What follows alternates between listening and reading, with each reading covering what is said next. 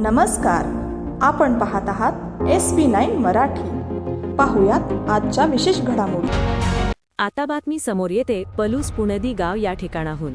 दुधोंडी जिल्हा परिषद गट काँग्रेस पक्षाच्या वतीने आज पुणदी हनुमान मंदिर या ठिकाणी सर्व जिल्हा परिषद गट व पंचायत समिती गट मधील प्रमुख उमेदवार यांचा प्रचाराचा नारळ फोडण्यात आला।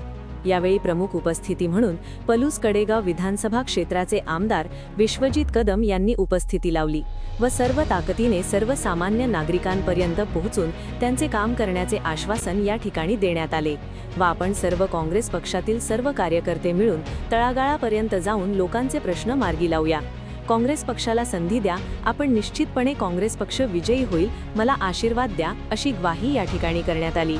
या ठिकाणी दलित महासंघाचे महाराष्ट्र राज्य संपर्क प्रमुख युनुस कोल्हापुरे यांनी काँग्रेस पक्षाला जाहीरपणे पाठिंबा दिला आणि आम्ही सर्व दलित महासंघातील कार्यकर्ते पक्षासाठी काम करू, अशी माहिती यावेळी युनुस कोल्हापुरे यांनी दिली।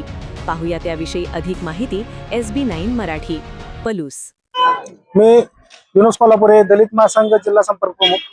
आज जिल्हा परिषद आणि पंचायत समितीच्या लागलेल्या निवडणुकीच्या अनुषंगाने दलित महासंघाच्या मार्फत आज पूर्णपणे पाठिंबा देत आहे आणि लागलेल्या निवडणुकीत उभा असलेल्या उमेदवारांना पूर्णपणे तळागाळात जाऊन पूर्णपणे प्रामाणिकपणे पाठिंबा देत आहे।